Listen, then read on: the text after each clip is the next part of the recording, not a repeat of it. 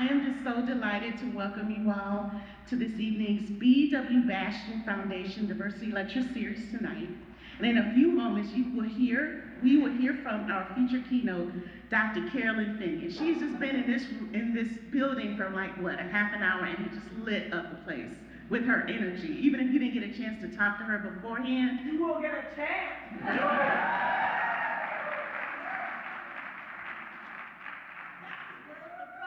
Admission tonight. All right, I'm back, y'all. I'm on.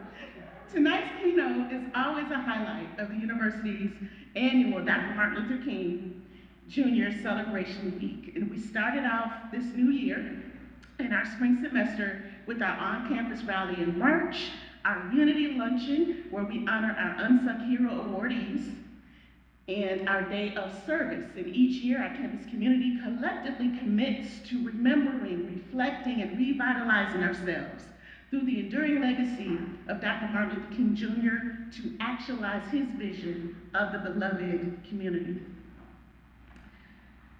We recognize Utah's indigenous populations, the Goshute, Diné Navajo, Paiute, Shoshone, and Ute peoples.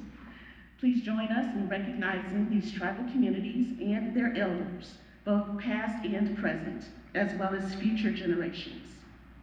We acknowledge their stewardship of Utah's lands through many generations.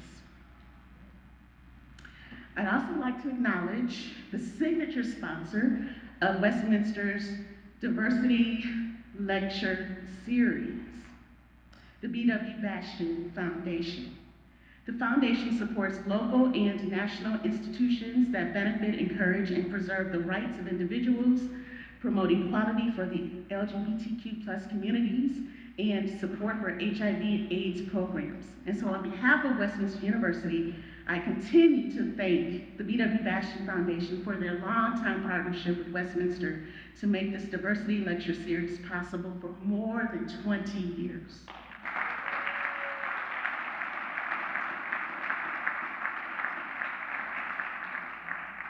I also extend gratitude to the following organizations for their partnering sponsorships of our Diversity Lecture Series, along with the Bastian Foundation, BW Productions, who is recording in the back tonight, and Zions Bank. And we have a representative from Zions Bank who is also a Westminster alum, Stephanie Toby, who always is here. Thank you. Thank you for representing Science and for representing Westminster. I also want to give special thanks to Danny Giovanni, who is a Westminster University trustee, for his particular support of this series this year. So please help me thank you.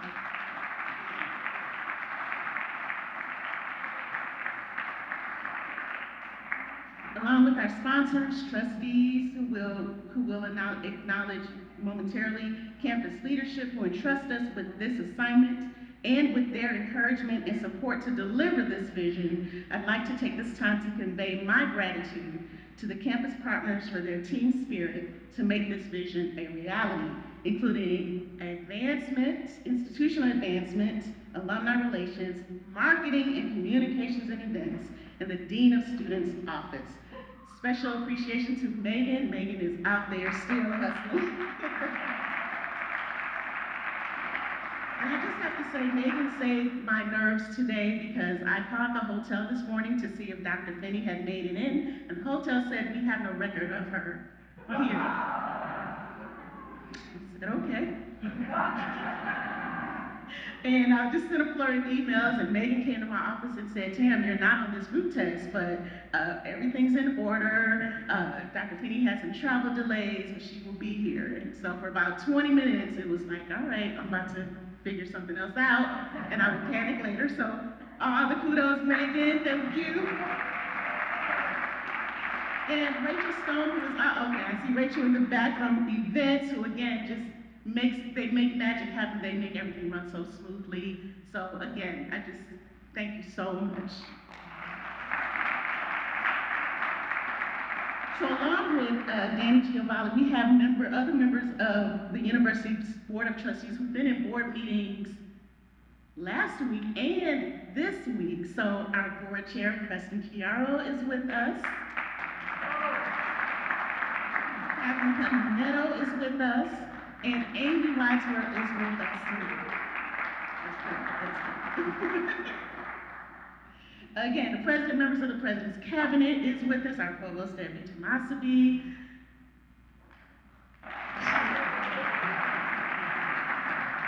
I literally blanked on the money man, Daniel Lewis, vice president of engagement, who tells me, whatever you need, Tam, whatever you need. How much, don't worry about how much it costs, just do it. He makes it happen, so thank you, David. Faculty, staff, students, alums, community partners, again, I'm just so delighted to see the work that we have done to put tonight's event together come into fruition with your presence here tonight. The theme for tonight's keynote underscores the importance of experiencing and enjoying the natural environment as a source of health and wellness. The outdoors should be a space where everyone feels a sense of belonging.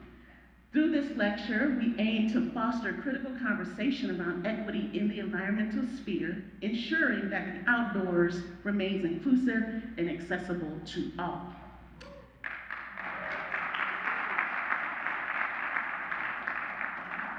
Tonight's keynote is part of this year's presidential sesquicentennial. I would make you all say that together, but I won't. Sesquicentennial Speaker Series in honor of our university's president, Dr. Beth Dowkin.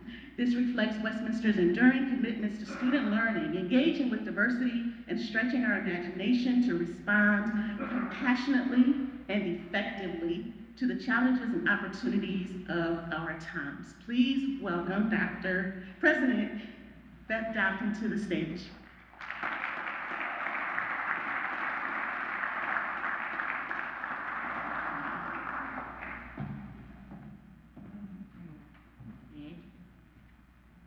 Thank you all for being here tonight. For 150 years, Westminster University has cultivated leaders who bring people, perspectives, and communities together to imagine and create futures that sustain us all. As in the late 1800s, or following World Wars I or II, during and after the turmoil of the 1970s, our sesquicentennial is happening during another historical period that has been called unprecedented and unimaginable. Throughout this history, we have remained a unique and truly independent institution in the Intermountain West, committed to freedom of thought and discovery, and supporting the search for identity and community throughout students' educational journeys. Now, as before, Westminster stands proudly on the educational creed of inclusivity, equality, and integrity, articulated by John Poynter in 1885. This creed can be found in the distinctive values that support the unique Westminster student experience. One of our value propositions calls students to participate in outdoor learning activities so that they understand the importance of the natural world to human health and happiness. We know that our understanding of the natural environment and both our access to and relationship with it is shaped by history, culture, economics, and yes, race. To make outdoor learning a reality for all students, we need to understand these dynamics, which is why I'm thrilled to have Dr. Finney here with us tonight. This event is the second in our sesquicentennial presidential speaker series. Yes, I claimed it because I'm so proud of it as part of that speaker series, which organizes events around the theme, Engage, Imagine, Lead. Engage calls us to listen, understand, and learn with and from others. Let stories challenge us, awaken us, and deepen our connections across difference. Engagement can happen through conversation, art, literature, even travel. Engagement widens our knowledge and perspectives, allowing us to imagine solutions to complex problems and inclusive, sustainable futures. Once we've engaged with others to imagine a path forward, we can lead with integrity and shared purpose.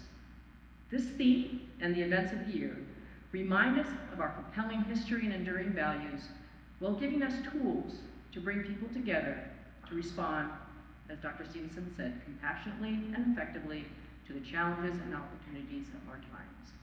We hope to see you again for our next sesquicentennial speaker event, the Anne Sutton Weeks Poetry Series featuring Chasten Buttigieg on April 8th.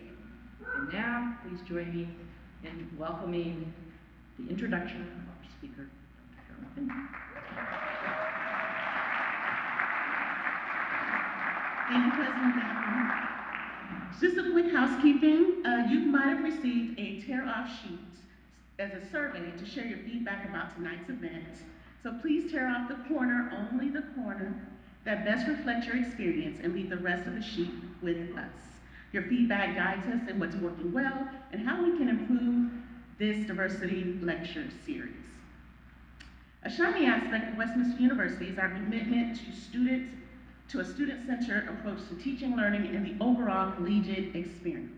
And one example of this is to incorporate the student presence and the student voice in our events and activities. So tonight we have two students who will introduce the conversationalist and the keynote speaker. And conversation is just a fancy way to say moderator, but there we go. The students will also join the conversation with Dr. Finney and Dr. Gerbers. Tonight's speaker introductions will be delivered by Jade Rogers, who is a fourth-year student here at Westminster, completing a custom major focusing on integrating her interests in outdoor education and leadership, Spanish, and dance. Jade hopes to spend her career in service to the world as an educator or mentor for youth, impacting lives through outdoor adventures, character development, and caring. Jade chose Westminster because of the academic opportunities, and she has stayed because of the caring community and invaluable personal growth. Jade says Westminster has been the perfect fit, and she couldn't be happier about the college experience that she's gotten to have. She says, as she sees it, caring about the environment matters because the earth is our home. We are the ones who inhabit it, so we are the ones who need to take care of it. So welcome, Jade. Jade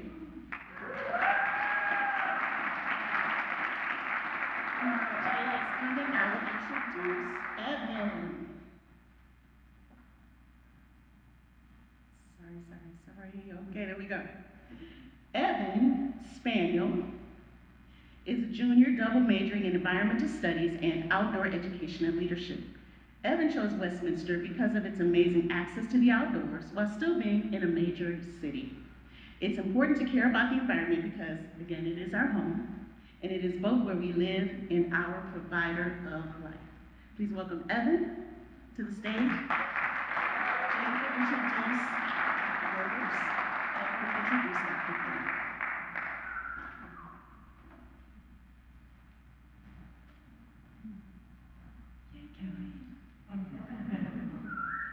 Dr. Kelly Gerbers is our new Dean of Students.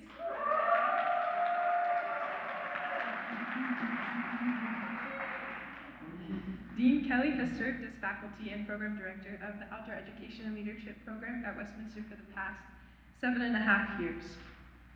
Originally from Atlanta, Georgia, Kelly completed a double major in history and Spanish at the University of Georgia in 2008.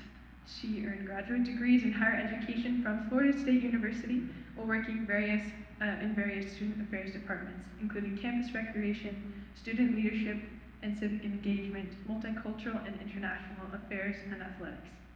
In addition to being the coolest dean of students in the world, in my opinion, Kelly is an avid prankster, witty punster, valued member of the Westminster community, and one of the most caring people I have had the privilege of meeting.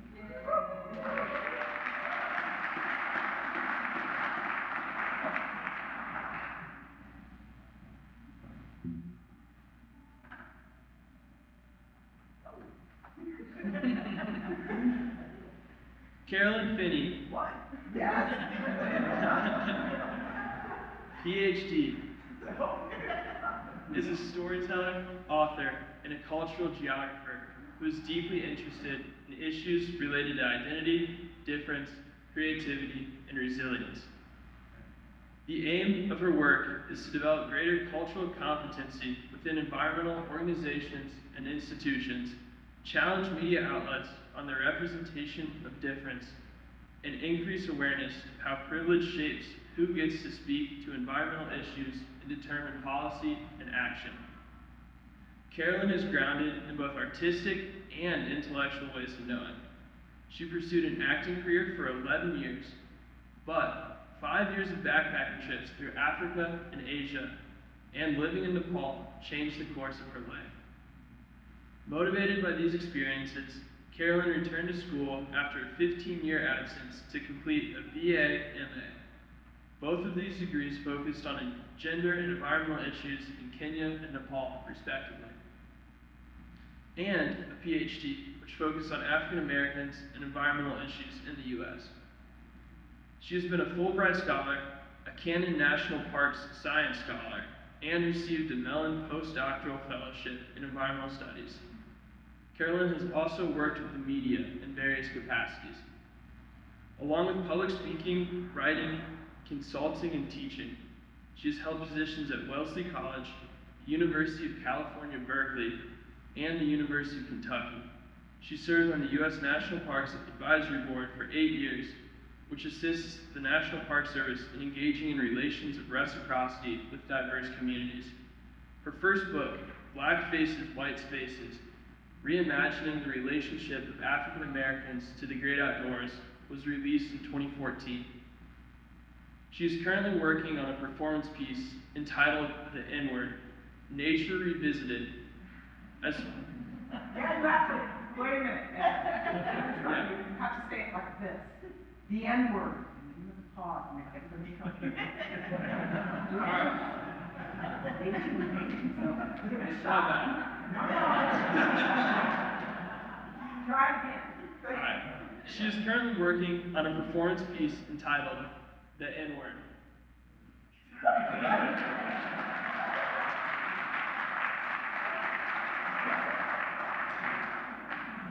Nature Revisited.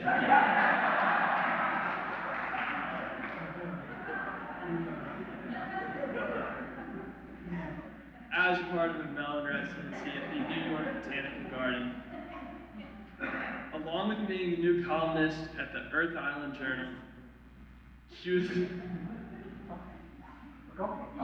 recently awarded the Alexander and Ilse Melamed Medal from the American Geographical Society, and is an artist in residence and the Environmental Studies Professor of Practice in the Franklin Environmental Center at Middlebury College.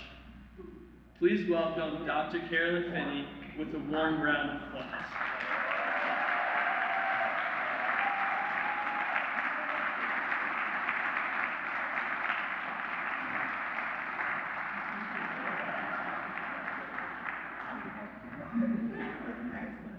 Oh my gosh. Okay. Woo. Yeah. Hi everybody. It's great. So as I could sit, I'm not gonna wanna move. I can tell right away. I want to get close. I have like 10 or 15 minutes that I'm allowed to stand up here and say some things before we say some more things all together. I have notes, and I'm going to ignore them because that's what I always do. First, I want to thank. Oh, I can take the mic in my hand. Yeah. I got the ability. That's right. That's like they do it. It's like the rock stars do it. Okay. I'm not going to start to sing. Don't worry. First, I want to thank everybody here. Tamara, everyone I'm just meeting. Kelly, people's names. It'll come back to me. It's been a long, long week. But I really want to thank everybody seriously. Now, I used to live in Utah, it's been a while. I did my master's at Utah State. So this was back in the 90s, the olden days. Somebody just got excited. Yes. And I've been here a few times. Probably the last time I've been in the state is maybe 2018, 2019. I've spent time in Moab and Eden, Utah. I think it's the last time I was here. And I always tell people, because I've been pretty much all over the country, that, and I'm not saying this just to get on your good side, that I think the most beautiful national parks are in Utah. So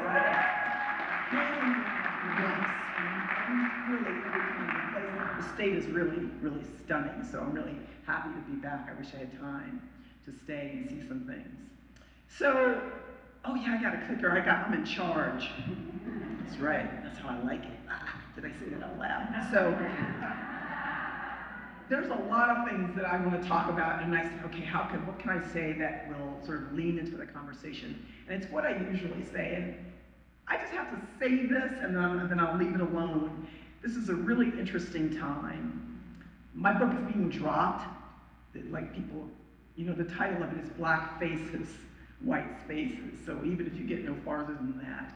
And so a lot of government agencies, I know I got an email from NOAA who said, somebody said, we just want you to know that they've dropped your book. And I know that's going to happen, right? Because having this conversation, is becoming a little more challenging at this current moment. So I'm aware of that. And I'm incredibly grateful that you all invited me here to have this conversation, that you want to have this conversation, and that you've been having this conversation. So I'm very excited. I want to tell you why I wrote the book, and I think it's the best, what I can kind of squeeze in a short period of time. And I have some pictures. Just want to make sure. I look cool. This is me last summer looking cool on the upper Missouri River breaks in Montana. I was part of, I look like I'm doing all the work, and I'm really not. But I was a part of a group of 7 Black storytellers, a river guide crew of 5, a film crew, and we were telling the story of York. How many of you know the story of York? Yeah, see, that's how it is. That's how I was too. How many of you know the story of Lewis and Clark? Right. So, Lewis and Clark back in the 1800s, 2 years, went from Montana to the Oregon coast. Sacagawea, some of us have heard of, was also on that trip. Most of us have not heard of York, who was the enslaved African who was also part of that trip. And on many accounts made it possible for Lewis and Clark and the other men to survive and make it through. He was a very dark-skinned big man, and I believe he was the slave of Clark, who had promised him his freedom if he did this expedition with him. When the indigenous tribes saw York, they saw his skin, they thought it was so beautiful, and they wanted to make sure that it was real, and they rubbed his skin, and they called him Big Medicine. So the Park Service and others wanted to do a documentary so we can tell the story of York, because as it happens, after the expedition, Clark did not free him. When all the men went to DC to meet with the president to get honored and money, York wasn't honored, he didn't get any money, and he didn't get anything for that. So we were there to tell the story, and so we spent 4 days canoeing 49 miles on just a piece of the upper Missouri River breaks to tell the story of York. And I wasn't going to tell you that, but the picture's so cool, I just wanted to leave it up because I think I was the oldest person on the thing. Oh boy, let's not talk about that. I was a little overwhelmed. I want to go back to when I was young.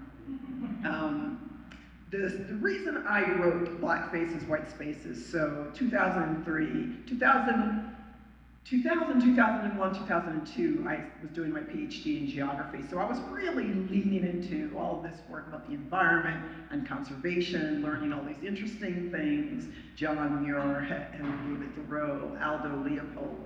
I'm not trying to say anything to diminish any of them. They brought a lot to the conversation here in the United States. What bothered me is that I couldn't find a single book on the library shelf about African Americans in nature. I mean, I was on a college campus. It's 2003. I find some things about environmental justice, the bad things that happen to Black people, but what I always say is, we're not just the bad things that happen to us. I don't think any group of people are, right? And something was happening to me personally at that time. So part of it was that I wasn't seeing myself on the library shelves.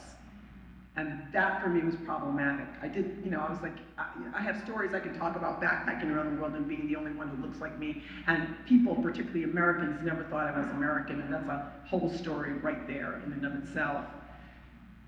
But really the reason I wanted to do this is because it was personal, something that was going on with my family. And I always want to show people the images of the place I talk about to really understand. When I think about land and belonging and identity and nature, that nature outside of ourselves, there I am. I'm going to back up a little bit. These are my parents, Rose and Henry. This picture was taken in the 50s. They grew up in Floyd County, which is part of some central Appalachia, or south central Appalachia. They grew up poor, large families. They got married. My father went off to fight in the Korean War. When he came back from the Korean War, he wanted to get a job. And as a veteran, he thought the National Park Service would be a good place to start, Park Service built on the military. So he went in the state of Virginia to apply for a job. This was the 50s. So what they told him was, I'm sorry, but we don't hire Negroes. So after that, my father and my mother left and went north to New York. They became part of the Great Migration. They came to New York. My father had 2 job offers. One was in Syracuse, New York, 5 hours north of New York City, where he could be a janitor. He didn't take that job. The job he took was 30 minutes outside of New York City in Westchester County. A very wealthy Jewish family, had a 12-acre estate, and they needed full-time caretakers for that estate. So my father was the gardener, the chauffeur, the caretaker. My mom was sometimes housekeeper. There were 2 houses on the property. This is the gardener's cottage where they lived. And in a minute, I'll show you what I call the big house, where the owners would come up to on weekends and holidays. So this is the late 50s, early 60s. My parents wanted to have kids. My mother thought she couldn't have kids. In part because, and this happens to a lot of women, regardless of your ethnic or racial heritage, but she was poor. She'd gone in the hospital to have a cyst removed from one of her ovaries. And the doctors not only removed the cyst, but they removed her ovaries. And when she woke up, they said, we didn't want to tell you that we were going to remove one of your ovaries because we didn't think you could emotionally handle the information. So she didn't think she could have kids. And that actually worked out well for me because the owner said, have you thought of adoption? So they ended up adopting me. I was born in Manhattan at Spence Chapin. The owners paid for it, they adopted me, and then what I like to say is that my parents relaxed, and they had my first brother. And then my parents relaxed a little more, and they have my second brother. That is the owner's house that they come to weekends and holidays. You can see the swimming pool, you can see the pond. Me and my brothers had run of this place. This is my first experience of nature outside of myself. The class I teach at Middlebury, I have students write their environmental autobiography. And when I have them do it first, they do it in just 2 or 3 pages. I give them 2 weeks. They're doing it right now. Our first week of class was just this week, right? And I say, you can't get this assignment wrong. But I really want you to think about that nature outside of yourself. What is the place?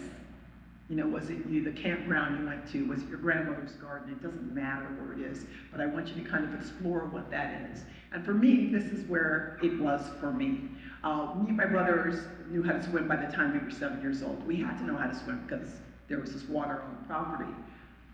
This was also an all-white, very wealthy neighborhood. When I say very wealthy, Harry Winston had property down the street. Schaefer Beer was next door. Wingfoot Golf Club was around the corner. We were the only family of color in this neighborhood well into the 1990s. And a Japanese American woman moved in, and then she moved out. That means something, in part because we didn't know any of this. I think it started to click in my head in a very particular way that it means something. The story I always tell audiences, the best one to illustrate that, was when I was 9 years old. So we went to a public school. Mamaroneck, the schools in Mamaroneck, all the public schools, a lot of money. They were great public schools.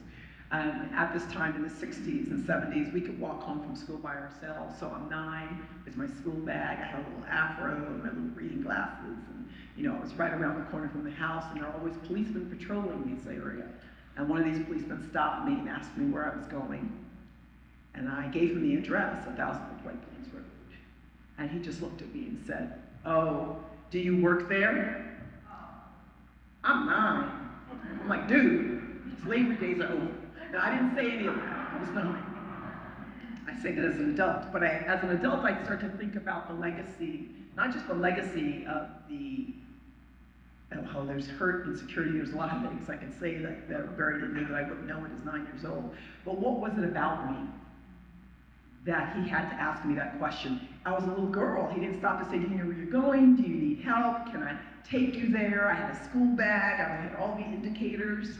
But for him, that's not what he saw. So I've taken that into my life as an adult. I want to jump ahead a little bit.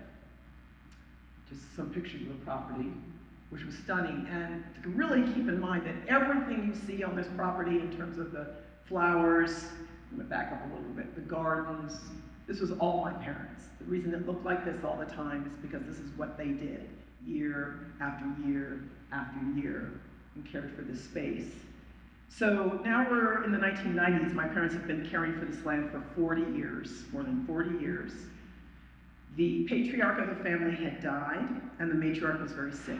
And so she knew that her time was coming. And to her credit, she wanted to figure out what's going to happen to my parents. And she considered trying to keep them on this land. This land was worth over $3 million. In the 1990s, property taxes were over $125,000 a year. And so even though she still wanted to do what her grown kids said, no, we're not going to do that, so they ended up selling it to someone else. She had a house built for my parents in Leesburg, Virginia, a beautiful house. Actually on a half an acre of land built in Leesburg. When she died, she requested my father be at her bedside. And it's really important for me to say this. The owners are not bad people. They were rich people, but they weren't bad people. And that love is complicated and power is complicated. In this case, it was incredibly complicated because my father also loved her too. My mother not so much, but that's another story. There used to be, on the side of that gardener's cottage, there was a school bell. And whenever the owners needed my father, the two houses were about as far as the back of the stage to the back of that room there. They weren't very far apart. But whenever they needed my father, they would ring that bell so you'd hear it really anywhere around the property. My mother, who I always thought of as kind of quiet, my youngest brother was a baby. She had just gotten him asleep, and it was the middle of the day, and that bell went off and woke him up. And my mother, very silently, walked out of the house, into the garage, got a sledgehammer, and knocked the bell off the side of the house, and told my father, she said, if she needs you, she can call you on the telephone. And that's what she did from there on out. She passed away, new owners came on, my parents stayed on until 2003. So now we're at the time when I'm thinking about this as research, as something more than simply an idea. And I'm going to go to, those gates were added after we left. This picture was taken on the last day they were on the property in 2003. They moved to Leesburg, Virginia, and I watched my father get just more and more depressed because he talked about missing the land. About 4 or 5 years later, we got a copy of a letter that was from the Westchester Land Trust. The letter had been sent to all the old neighbors and was letting everyone know that a conservation easement had now been placed on this piece of property. There were new owners living on it, but it meant that, they talked about all the wildlife that needed to be protected, where the property sits in the watershed, the kinds of trees that grow on the property that needed to be protected. And I agreed with all of that. I thought that was really wonderful. I also found out that if you've got a conservation easement, you don't have to pay taxes, but we can talk about that too. At the end of the letter, they thanked the new owner for his conservation-mindedness. He'd been on the land 5 years. I'll give him 6, just because I'm nice. There was nothing in the letter thanking my parents who cared for that land for nearly 50 years. And just like that, they were gone from the environmental history. And that is the moment in graduate school it became personal. It didn't just become some story in history, it became personal because I watched my parents, their work, their time, their care, their love meant nothing. It was gone. And it's really painful when your parents, who've actually given you everything, say to you, we have nothing to give you because we have no money and we have no land. Because they grew up in the South and they really believe that land is everything. And no matter how many times I said, you've given me everything, you do not owe me anything, right? I could never change their mind about that. And so seeing them erased in this way, I started to think of all the people in the history of this country who have cared for nature, worked in nature, loved nature, just show up in it day after day that we don't see, we don't care about, we don't write about, we don't talk about, we don't know. And it doesn't make us bad people, but the privilege of not seeing itself. And what do we all lose when that happens? Myself included, because up until this moment, I hadn't been paying attention until it became personal. That cherry tree that's behind me was a weeping cherry tree. My father had given it to my mother years early as an anniversary gift, but they couldn't take it with them. I want to jump ahead a little bit to 2020. So, 2020 was an interesting time, as you all know. George Floyd was murdered. Christian Cooper had his skin weaponized against him in Central Park. as somebody who does this kind of work and others like me who do this work, my phone was blowing up with opportunities. And I actually was quite grateful about it. I was doing it from the confines of my apartment in Vermont, but I was getting asked to talk about every organization, every botanical garden, every museum, to write about it. I mean, it was like, what is happening right now? The doors are flying open. One of those requests was from the New York Botanical Gardens, who said, we'd love to have you here. And I also told them the story about the cherry tree. And they said, you know, and I told them the story about my parents and their history, no longer, you know, being part of the written record. And they said, we are the New York Botanical Gardens. And I'm like, I know. Why don't we get a grafting of that tree, bring it to the New York Botanical Gardens, and then tell the story of your parents? And I was deeply moved by that. I said, oh my God, I love that idea. At the same time, a well-known Emmy Award-winning director who was making a documentary about trees for HBO had seen me speak in Telluride, and she realized that, she says, I want to tell the story about different trees and the real people connected with them, like George Weyerhaeuser and others, and I realized in my whole list of people, I have nobody black on here. She goes, so we got on a Zoom call, and by the end of the Zoom call, she said, can I tell the story of your family? And I said, yes. She goes, and I want to film when they take the grafting of the tree. I want to be there for it. Now, no one in my family had been on that land in 18 years at this point, right? So I was going to go back to this land. They were going to film me getting grafting of the tree. But the land trust people said, we don't know where that tree is. Can you send me a picture? So I sent them this picture, and this is what they sent me back 2 weeks later.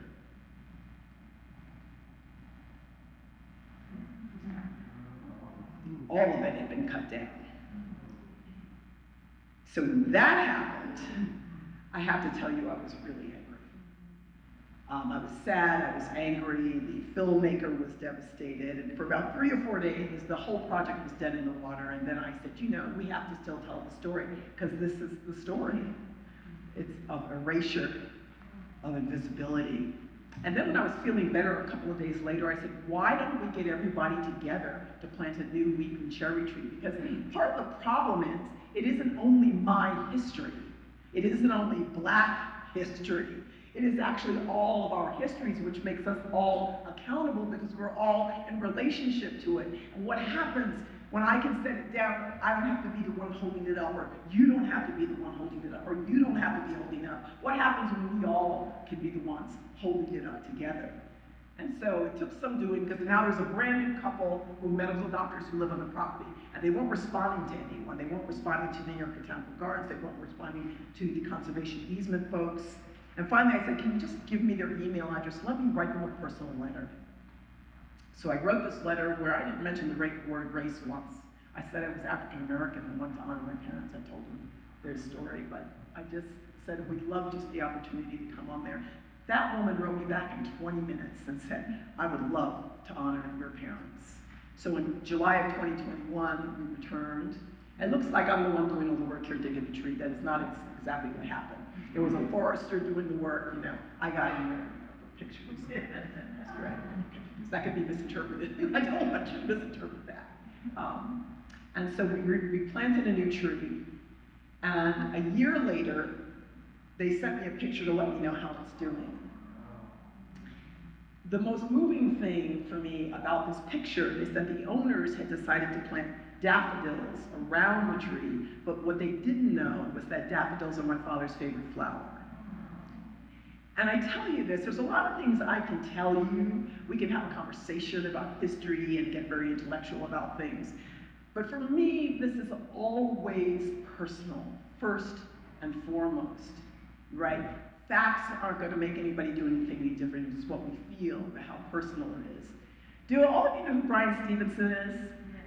I love me some Bryan Stevenson. Let me tell you about Bryan Stevenson just for a second. Civil rights lawyer, MacArthur Genius winner, started the lynching museum down in Alabama. They made a movie about him with Michael B. Jordan, you know, like that. I watched a documentary of Bryan Stevenson. I think it was during the COVID moment. I didn't know who he was before that. And watching this documentary and found out we were born one day apart. We were the same age at the time. We were both single, had no kids, and have always did work. And I'm nodding like, oh my God, we need to get together. And then the interviewer asked him, why do you do what you do? Because he's exhausted. He'd been to the Supreme Court at that point 5 times trying to get young black men off death row, right? And he said, well, I do what I do because the system is broken. And I nodded, and I was like, yeah, I wrote that down. And then he said, well, I do what I do because people are broken.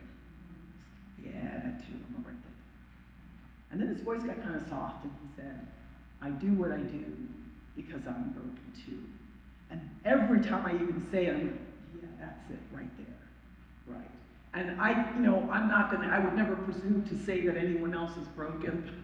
I kind of believe somewhere that we all are, but I know for sure that I am. So I don't come into this with just this idea of thinking out here, I'm also thinking in here, because my healing is your healing and vice versa. And ultimately, I'm in this for our collective liberation, and we only get there, right, by looking fully at the things that we really don't want to see or that we don't know how to see, which is why I tell you this story. Am I at the end of my 10 minutes? No, don't tell me to keep going. That's a dangerous thing. That's my last thing. The last thing I will say then is, you all know who Cornel West is. I love me some Cornel too.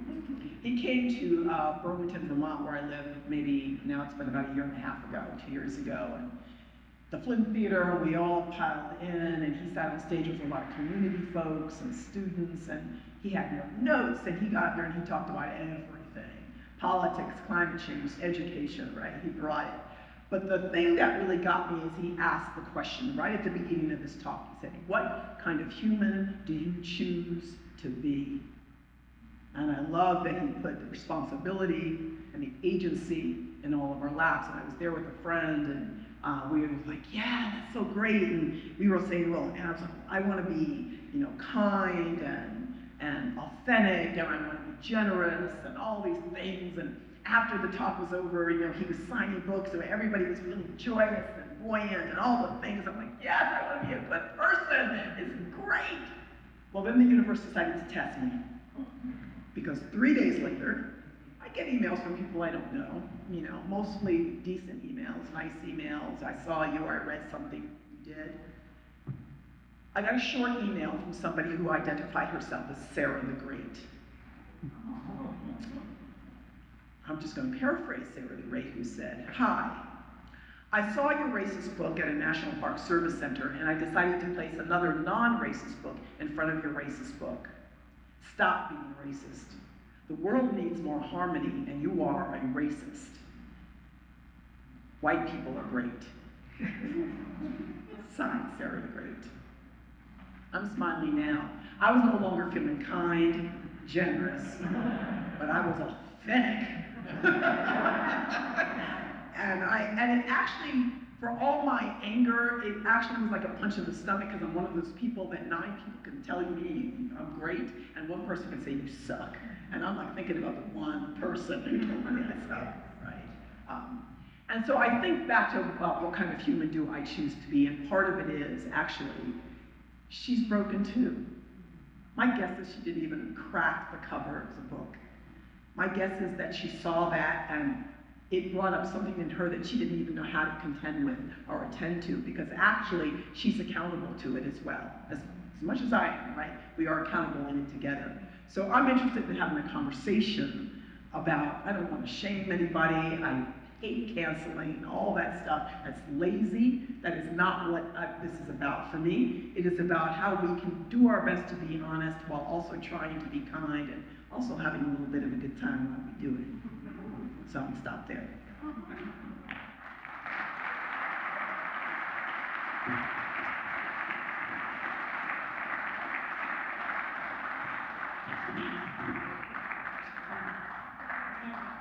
Tell me what to do. All right. Well, let's see where you all want to sing. Go ahead, Evan.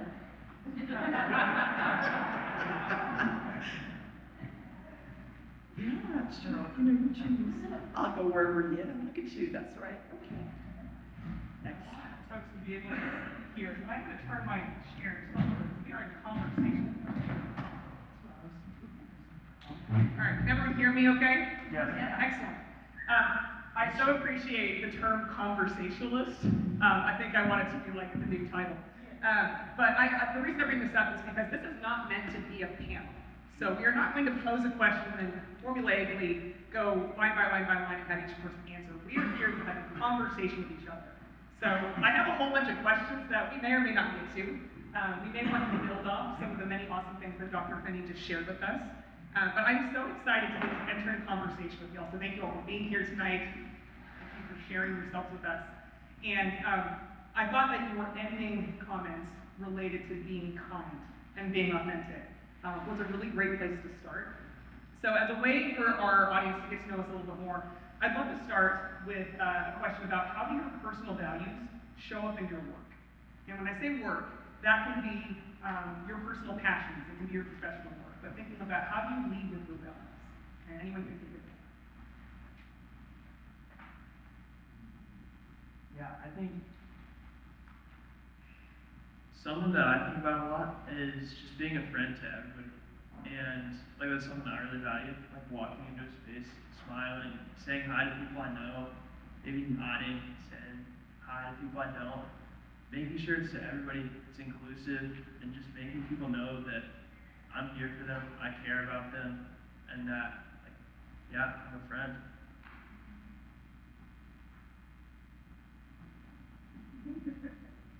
And so part of our conversation is that we can certainly offer our response, we can build on each other's responses. I would encourage people to ask questions of each other, so as we can continue to build our conversation.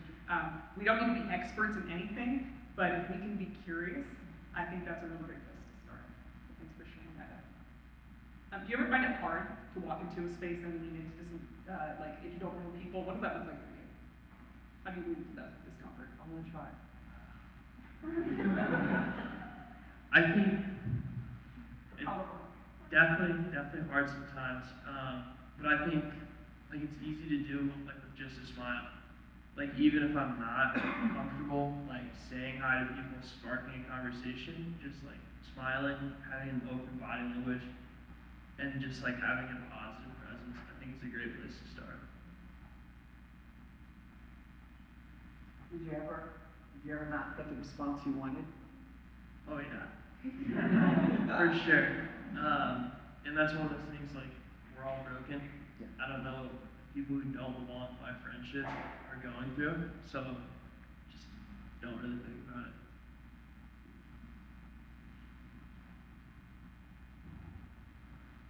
What do you say? You know I have something to say, but I want to hear what you have to say. One of my personal values I express in a little mantra that I came up with one time. I just am like, give, see, love. And yeah, give, see, love. I feel like that's pretty self-explanatory. Okay. I really value my faith, and I feel like that involves a lot of recognizing our shared humanity. And one of the things that we all need is being seen and being loved. And as my faith fills me up in a way that allows me to give. And so I do my best to fill myself up every day, and then I can give, and I can see, and I can love, and provide these, just one of the things we all need most, which is friendship. I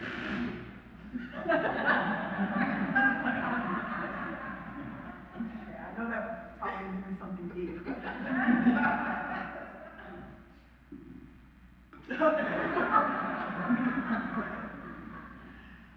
I'm hung up on I'm hung up on the question a little bit because I feel some very similar things. I've always felt like as a kid that I want to, well, if I'm really honest, is that I want to be liked, right? So if I'm honest, the motivation is I want to be liked. So therefore, I interpreted that as, I interpreted that in a way of like, well, I have to be likable. And so whatever that was at the given time, I would show up to that in that way. Now as an adult, I still like being liked, but actually it's not based on someone else's ideas of what I should be, right? So I think about the idea of awareness, how to be aware, you know, of people, my surroundings, myself, the moment, how to trust. And it's interesting for me when you say faith, I tell people something I've learned. I don't say anymore, I try not to say anymore, I hope for. A good friend of mine who's an incredible person, Carolyn Sullivan-Trees, who's an artist, a Black and Indigenous artist, said, you know, she actually doesn't find hope really useful because the problem with hope is if you don't get what you want, you become hopeless. But faith, what you believe in, it doesn't matter what happens, because if you believe in what you believe in, you can still be upright in that belief and do what you need to do, right? And so I really have been trying to hold that in a very particular way, like, you know, what is it that I believe in? And I'm not talking so much in a structured religious way, though that's one way to go, but just in myself, what is it that I believe in, because I haven't struggled around that. And one of the things I know I believe in is that I still believe in people, you know, and the capacity of people to be more than themselves, because we have so many instances throughout history where it's been true, along with all the things that we've done that are terrible, right? But we have all these other things that we've done too. Yeah. Who? Yes.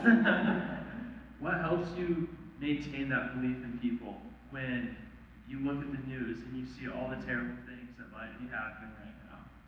What do you turn to keep that belief strong?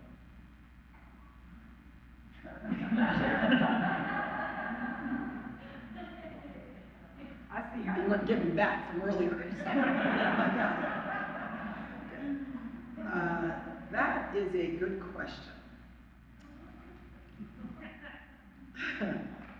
It's a hard question right now. So I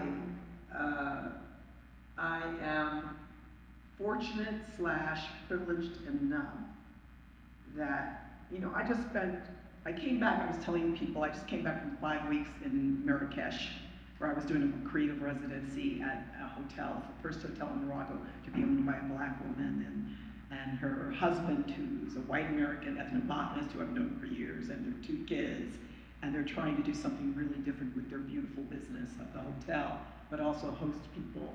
And that means you get to stay in this beautiful place and work with beautiful people and be cared for. And I get asked to do a lot of things like that more and more, and it still shocks me when that happens. I just got an email yesterday from someone, I'm just like, you don't even know me, but that's a beautiful gift. So partly what helps is this idea that I can still get an invitation that somebody will bring me in, even in what I might consider the worst moments. But I am this close, near tears, about whatever everything that's happening right now. It'll take me 20 seconds to go there, because I'm furious, and I'm not going to pretend I'm not. So that's part of it too. I'm just not going to pretend. And I know that it has anger, because I'm accountable to that as well. That's why. And I haven't quite figured out where I'm accountable and how I'm accountable. So part of what sustains me, and I'm leaning into you now, don't get scared, is the work, because the work is the practice. So for me, the idea of faith, the idea of, you know, what do I believe in, how do I show up to it, it's the work that sustains me. You know, I live by myself, I don't have kids, I don't have a partner. Oh my God, it's very efficient. And I work, but I have a lot of people in my life, and so I don't know, for me, the work is the practice is the work, and so therefore, I'm privileged enough to get to do it and figure these things out time and time. I can actually take time to think about it. I can take time to show up. I get invited to places like that, like this, to have a conversation, and I get paid, so my rent gets paid. What? This is not what my parents lived, right? You know, to understand that, I understand it so clearly, and I never know it will change in a hot second, you know, because I'm always you know, hustling for the next thing. I have to. But I never want it to be transactional. I never want it to be about the money. I want it to be about the work. And sometimes it's really hard to hold on to that. You started this, I'm stopping. Yes. So I actually just got the 5-minute warning from Dr. Tan, because we also want to give opportunities for the audience to ask us questions. So we'll still continue in conversation, but we want to be able to generate questions from you all as well. So if it's okay with folks, I'd like to ask one more question before, and Jane, I know you also had some really great questions too. So maybe we'll try and sneak 2 more in before we turn it over to the audience, if that works. Okay, cool. From Love Notes, you note that by sharing our love of nature, we can call each other into a better relationship with the earth and with each other. And so I'd love to hear from our conversationalists, if you could comment on what that idea means to you. Can you say it again? I know I wrote it. So, from Love Notes, you note that by sharing our love of nature, we can call each other into a better relationship with the earth and with each other. And I'd love to hear from our conversationalists what that idea means to you. I feel like I'm pretty new to the outdoor industry. I don't know that much about the environment, but I'm having a lot of fun learning about it. And what has allowed me to learn about it is having experiences in it with other people who care. And I'm learning so much from the people I'm around.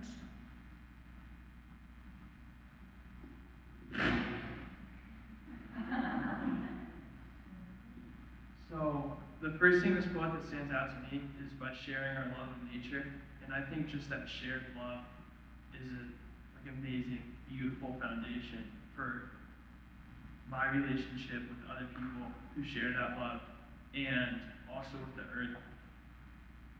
And then another thing that I think about with this question is the conflict resolution that I've learned through going outside with my friends or with my classmates.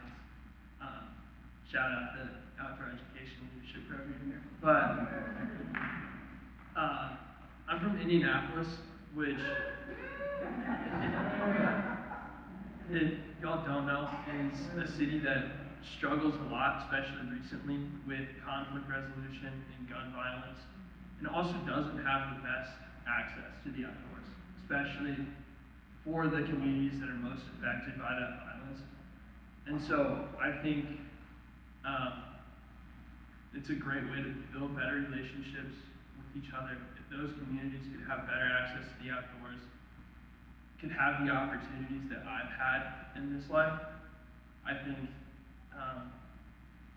it'd be a lot better. There wouldn't be as much violence. People would get along better.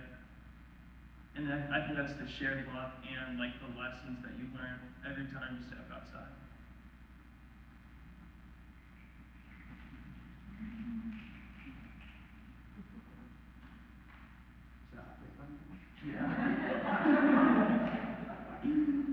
I wonder what I was thinking when I wrote that. I think it was part of a, I don't remember. I know I was writing something else that leading up to that and listening to you. So I have a few thoughts. One is, and I often say this, that I think sometimes I talk about nature as this thing outside of ourselves, the human nature, the human environment relationship. So that dichotomy is our first wrong turn, right? That we're separate. And 2, that we often think about and talk about nature as a supermarket of resources for our use, or a place where we can recreate it. Now, I'm not saying that it's wrong to recreate, and I'm not saying that it's wrong to use anything. I'm saying that we leave out a whole realm of possibility of what that relationship is. It's something more than, I'm still learning that it's something more than just being there to serve me. And, thinking about relationships of reciprocity with other people, part of it is thinking about relationships of reciprocity with other species. And what is my responsibility to that? I think, so if I think about all of us, what I heard you say was if we're all out there, if we're having a shared experience, and I agree with there's something shared experience because it becomes a level playing field in a different way. Now, somebody's going to hear this wrong. or interpret what I'm saying wrong. What I mean is, that nature outside of ourselves, we all come from the soil. We all rely upon it to eat. We need the sun. There's certain, that way it's a level playing field. It's something that we all have in common, whether we like it or not. There's a lot of details that make it inaccessible to a lot of people, and et cetera, food deserts, all the things we know that people don't have access to. But at its most foundational, we're actually, that this is what we all have in common. So I think there is a place for that. I have to say that I shy away a little bit from the, I know no one's saying this here, you know, it will solve all the problems. You know, I don't think nature, as that thing outside of ourselves, owes us anything. I think we have to solve our own problems, right? So, yeah. And I might add that nature is one space. Yes. We explore how to solve our own problems. Yeah. Jade, I'm going to put you on the spot because you had such great questions today. So if we can, Jade, if you had a question that on your list that you were excited to ask, I think that would be a great closer for this group, and then we'll turn it over to the audience with our limited remaining time, but we'd love to try and get at least one or two questions from the audience to continue our conversation. Sound good? Cool. I'm actually gonna do a little switcher and a different one. But I'm curious, because the theme tonight is like belonging in the outdoors, and like how can we facilitate that? I'm curious, what are spaces that we've felt that? What are spaces that's been successful? And then what are the qualities of that space that made it successful? And I'm curious, like, in our experiences, like, what are the common denominators? Probably a much bigger question than we haven't time for, but I'm throwing it out there. Yes, I'll ask it in a more simple way. What are the spaces you felt the belonging that we want and that we're longing for? What are its qualities, and in our shared experience, like what are its common features?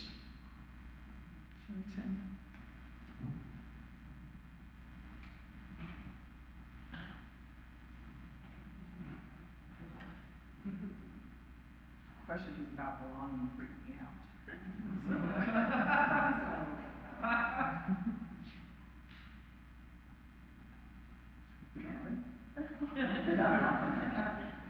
And I can always come up with something. I'll give you an opportunity. That's a generous of me. Indeed, so generous. Just a personal opinion. I think I've really found belonging here at Westminster is like what jumps to my mind this moment. Super nice. But it's just a place where I found friends who share the same interests that I do. Friends who share the same values. It's the outdoor program, especially, has been coming to mind lately. The place. Mackenzie and Brett, the lovely people who run it, are some of the nicest people ever. Are always happy to see me, happy to have a conversation. It's just amazing. Like, I feel like I can go to them, talk about whatever, pretty much whatever, as long as it's 9 to 5, Monday through Friday. But yeah, it's just an amazing place. Both Mackenzie and Brett, and then all the students there, like Jade, are always just very welcoming and very open to anybody and anything. So, belonging. I realize there are a lot of spaces, but belonging, I often don't feel like I belong, so so I love Star Trek. This is random. Especially the original. As a kid, I came this close to being on the show. Oh my God. I love Star Trek. I also love The Walking Dead, the first 4 seasons after that. And I'm naming these random shows, or, you know, Sense8 if you haven't seen it, please. What all these shows have in common is that groups of people would come together based on some circumstance, and suddenly they were like a family, and they were working together no matter where they were. So there was belonging. You belonged. In Star Trek, you were part of that group. You didn't always get along, but you belonged in space. Walking Dead, suddenly these people were all together and they had to work together and find a way.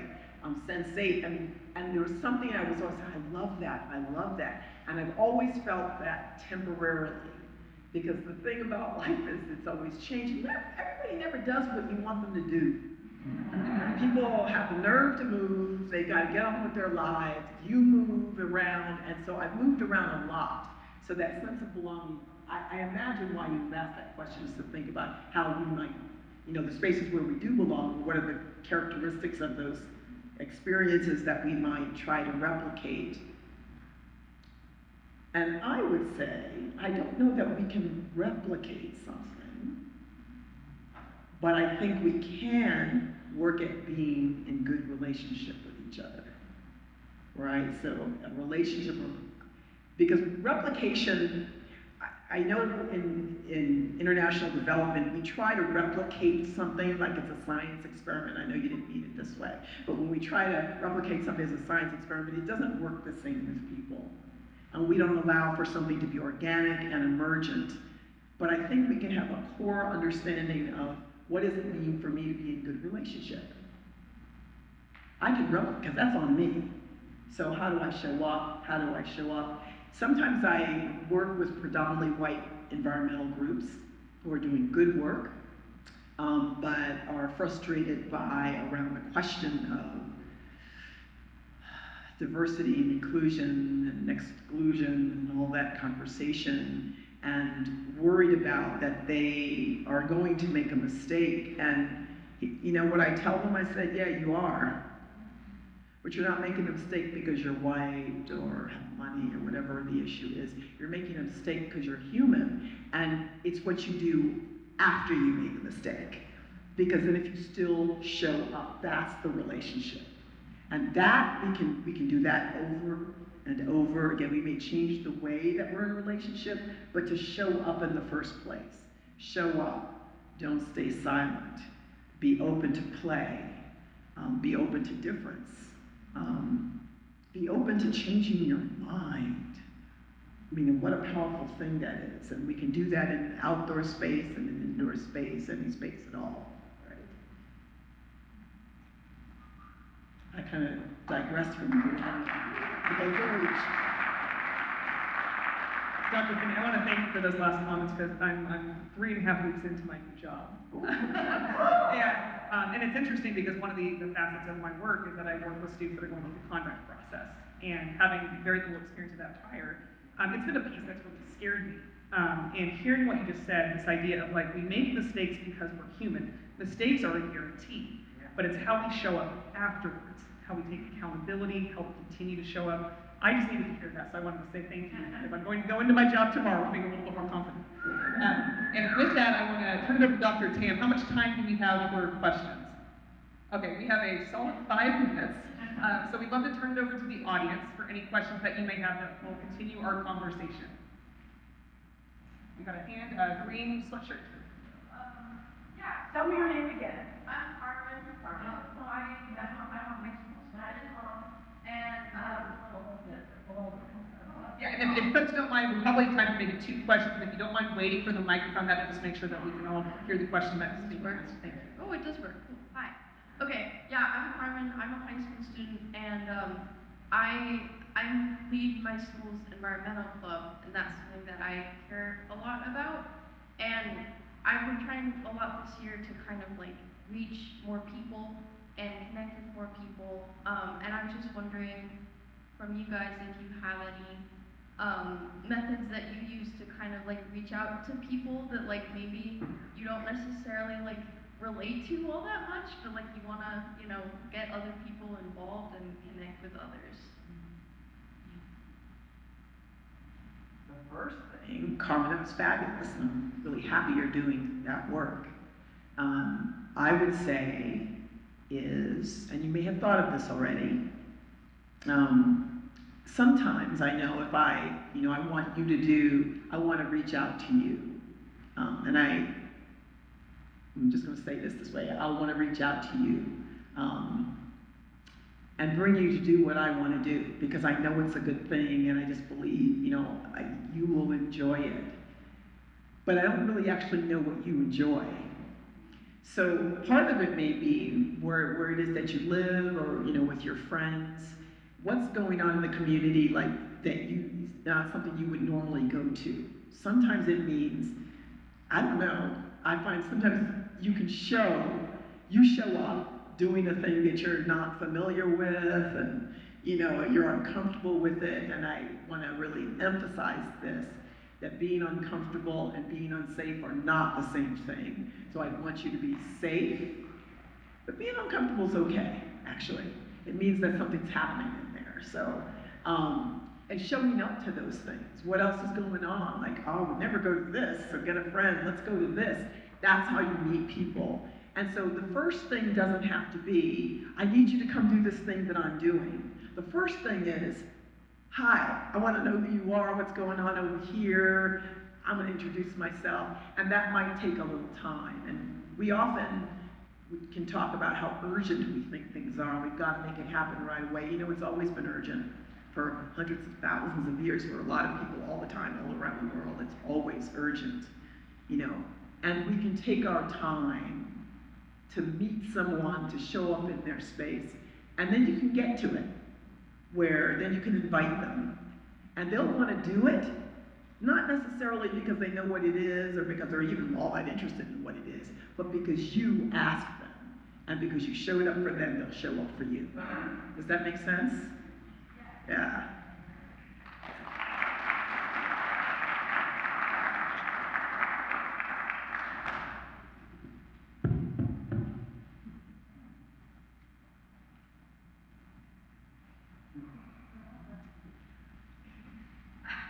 Hi. Hi. What's your name? Maddie. Nice to meet you. I have a question I wrote down a while ago. You wrote, or you mentioned, I think it was a prompt you gave to your students about the experience with nature outside of themselves, which I thought was very interesting. Yeah. Because, that whole idea of nature being separate from yourself, I think is something that just is the natural idea that a lot of people have about nature in general.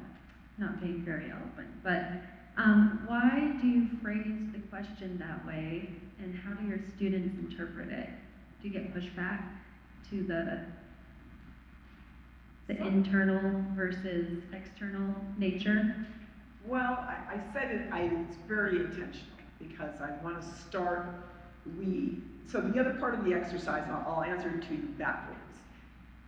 They'll hand this in a week and a half or two, they're going to hand in that 2 or 3 page assignment. Then I'm going to say to them, okay, so that campground you talked about, or the place you go play on the beach, or whatever it is, now for the rest of the semester, you're going to investigate that place. You're going to investigate the history of that land. What are all the people, species? You're going to look at census data. You're going to go back as far as you can. Why is it called that? Whatever it is. Who owns it? Does somebody own it? Is it public? But you're going to find out as much information as you can about the place, all that you didn't know. So now, and then you're going to tell the story again. And now you're going to do it in a creative way. You're not going to write a research paper. You're actually going to be in service to the story of talking about that place that you know now more. So part of the reason I ask it outside of yourself is because I am asking them to choose a place.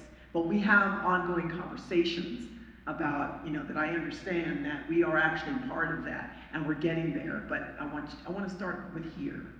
And sometimes they just hear me say it, and I can tell that nobody says anything. And it's just funny just to say it that way, and maybe they get comfortable with me, and then somebody might be like, why are you saying that? And I said, well, it's because I have a plan.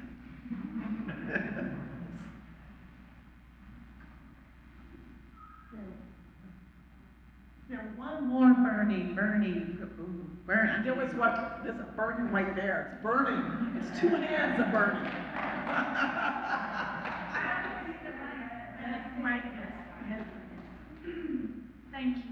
Thank you for coming. What's your name? My name is Chrissy. I'm also on the left from Middlebury, so Vermont in the house. Thank you. So happy that you're here. There's so many things that you talked about that move me.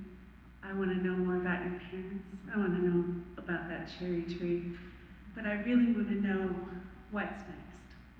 What's inspiring you right now? We don't have to be done. We don't have to be done. I just want to know, what's your vibe? What are you into? What's next for you? What's inspiring you? How are your parents?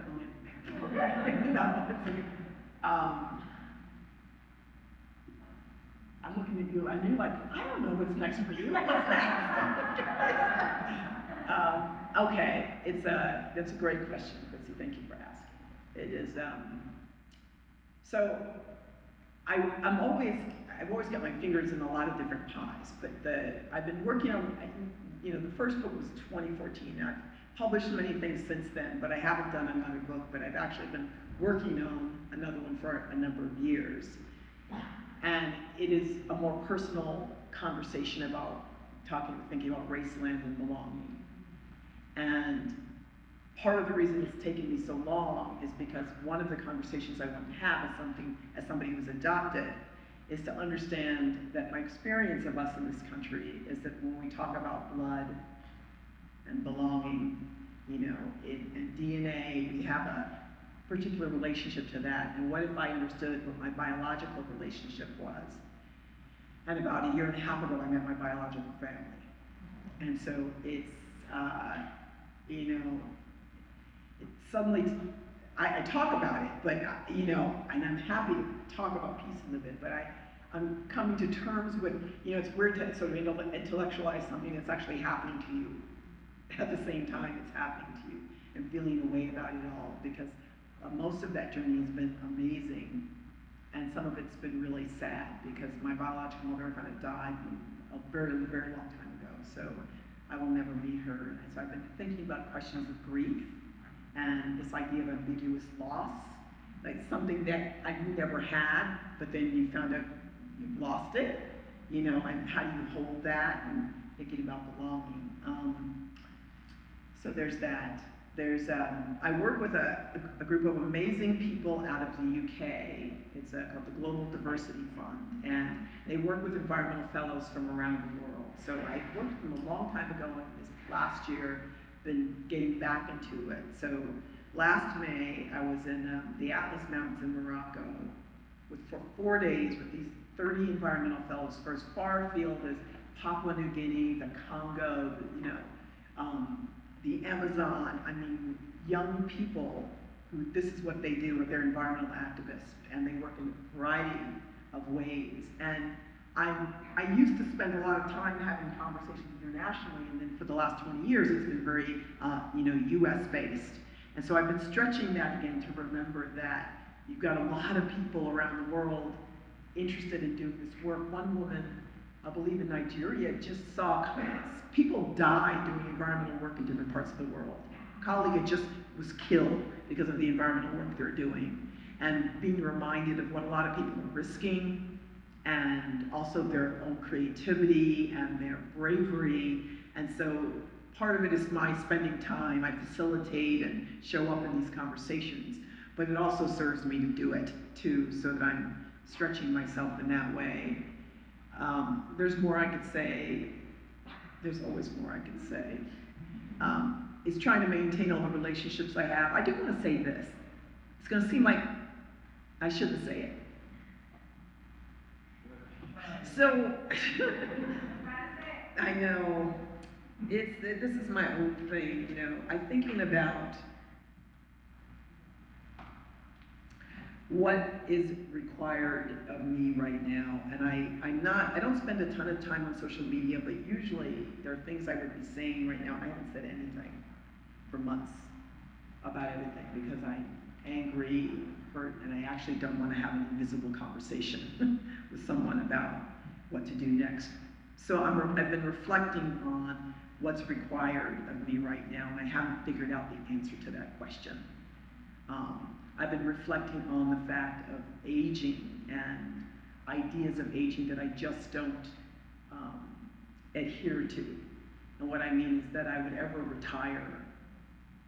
And hear me out, I don't mean that, yeah, I do actually mean it, that I would ever retire from showing up every day to do the work, whatever that is. I wouldn't know what to do if I do that.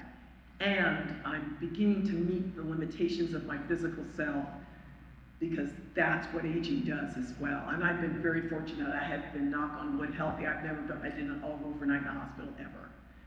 And the minute I say that, I'm gonna drop dead. No, it's not gonna be terrible. Oh my God, it'd be so traumatic for all of you. But you just remember that I laughed about it, so don't worry. So I've been thinking a lot about that and worried about being out of time for this moment. I actually don't believe in telling the youth that it's their job to fix whatever's going to come. It's not their job. It is all of our work to do that in a relationship. And also I say it because I don't want to be left out like a fawn. I don't want to be discounted, that we can discount what people who've been around for a long time doing. Betty Reed Soskin is 102. She was the oldest park ranger, an African-American woman who worked right up into her 90s, 102, and looking fabulous. You know what I mean? And the idea that we wouldn't want to, that's what I want to be. Like as much bright. I want to be bright, light, working, engaged in relationship with people of all ages, right? Ooh, sorry. Yes.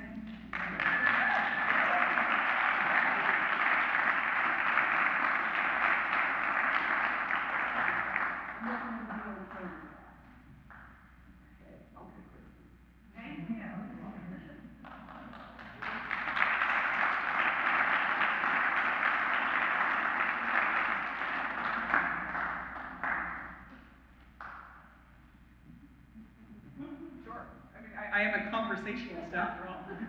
Please join me in thanking our phenomenal students and our guest speakers.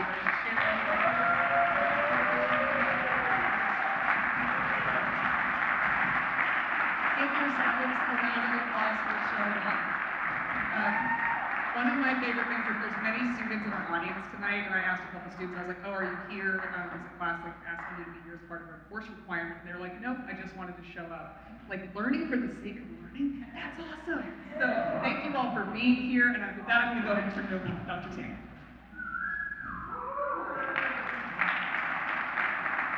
I feel like my soul has been like snatched out from hearing your story, and I just. Sorry, I always have more to say, like so I have to say this in honesty too. You know, I was thinking about come in with some remarks. There's 100 things I can say. I've done hundreds and hundreds of talks where I can put them together, and I'm trying to tell stories in different ways. And when I saw that there was, just do 10 or 15 minutes, I've told that story over and over again. You could find me telling it online. And I just want to say that I do it because I think we all have that place that we start at. And I wanted to make sure, I always want to make sure I don't forget it, but I'm also trying to connect because everyone's story has value. So that's why I tell it. Even though I always tell it a little bit different every time because it evolves, it's something that breathes. All of our stories breathe and change over time. So I just want to say that. But it was, for me, it was this fierce permission to interrogate, right? And I think I'm sure privately you just said I was angry and I was sad. I was like, I wanted to burn it all down. Hearing what they did to your permission to interrogate. And also, all of those people, I met the president of the Conservation Land Trust, who was a woman, all of them were just decent people. They just didn't know. And the thing is, it's one thing to have somebody be up in your face and say something terrible. Most of the time, that's not what it is. It's people just didn't know. And this is going to sound really crazy, but I was saying in 2020, in 2021, when I was speaking in front of predominantly white audiences, I said, I can't imagine what it's like to be you. And I meant it, because I said, I've known this for the whole life. I've been here the whole time knowing this. And I said, and some people are just coming to it right now, right? And so how to hold that in that way, right? But that was the other piece of it, that they just didn't know. They just didn't know. They just didn't know. And that's what I need to remember Sometimes it's hard when you're in the thick of the moment, especially this moment. So, and I also wanted to say that fierce interrogation for our students. When you come here and study what you want to study, yeah, you gotta go through some other classes, right? But even in those classes, you still have permission to interrogate what you want to interrogate. And 99.99999% of the faculty will let you. They'll be all right. They won't freak out about it. But the point one, whatever that is, we'll work with that. Fierce permission to study what you want to study. I'm going to suck on that for a while. I would tell you, please study what you want to study. I don't need you to study what I want you to study. I want you to study what you want to study. Yes. I know we are over time, but y'all are still here, so we're almost done. Dr. Finney mentioned her book, Black Faces, White Spaces. We have copies to give away. But there is a catch. Who's the youngest person in this room? Oh.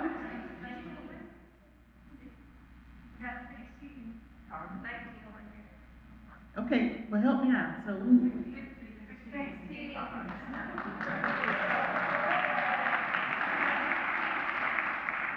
You gonna play this book or what you want to do? Okay, come on down. This is the price is right. Can you help me? Have who is the eldest? Oops, nope. Y'all not gonna Google. Who's the eldest attendee in the room? Eldest, we honor the eldest. Yes, sir. All right, would you mind sharing your image?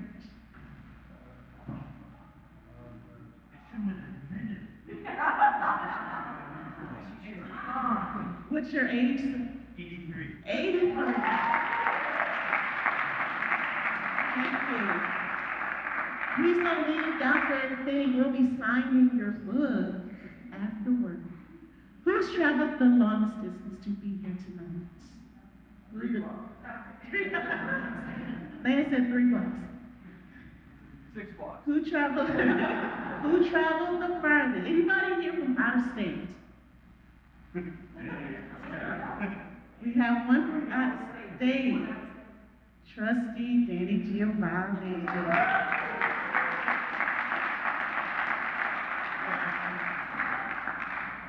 If you were listening, what year was Dr. Finney's first?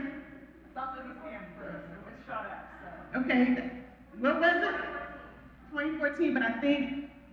I saw Lizzie's hand first. What was the question? What year was your first book released? What year what? What year was your first book released? And you said it twice. Oh, I You did. 2004. Who said it? Okay, so this young person in the orange? Hey. Oh, okay, all right, congratulations. Last question. Where is one of the international places outside of the U.S. where Dr. Finney has lived? Nepal.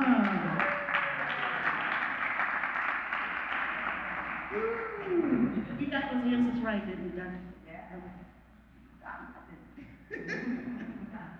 Our next event to close out our Dr. Martin Luther King Celebration Week, and because this is our sesquicentennial, we added a new event in this special edition of this screening. This is personal for me, and I'm really excited that we are able to host this screening of the film Origin next Wednesday, February 19th in Gore Auditorium. There will be a panel starting at 5:30, and the film will start at 6:30. Here's a list of the panel. Dr. Jeff Nichols, longtime history professor here at the university. Liz Page is the Associate Director of the United Jewish Federation of Utah. Dr. William Smith is the Chief Executive Administrator of the Huntsman Mental Health Institute, the University of Utah, and Ananda Spike is a professor, and she's actually teaching here at Westminster this semester in philosophy, who will moderate the panel. We are at capacity, but there is a wait list, so please submit your name either through the QR code to the Eventbrite page where we are collecting waitlisted names, or you can also email dei.events@westminsteru.edu. I mean, if you really want to be there, I suggest you just show up and see what happens. But we're excited that it is at capacity and it's going to be a powerful event. And as was shared earlier, here are the remaining events for our Presidential Sesquicentennial Speaker Series. April 8th, we will host Chasten Buttigieg, and in April, and then in September for Westminster Alumni Weekend. We are so excited to welcome Jane McGonigal. She is author of the book Imaginal. She is a game designer and a futurist. So we are looking forward for the next 150 years at Westminster. We hope to have a book read. We're working to figure that out as well. And if you want to support this lecture series, please use the QR code or talk to me or the right people here to help you do that. With all of that said, I want to remind you of one of Dr. King's quotes that is really the foundation of our celebration each year: intelligence plus character. That is the goal of true education. Thank you for being here tonight. Thank you, Dr. Finney. Thank you, students. Thank you for the programs. And make this an awesome year. Be safe as you head out. And those that got books tonight, please head out and go to the table and Dr. Finney will sign them. Good night.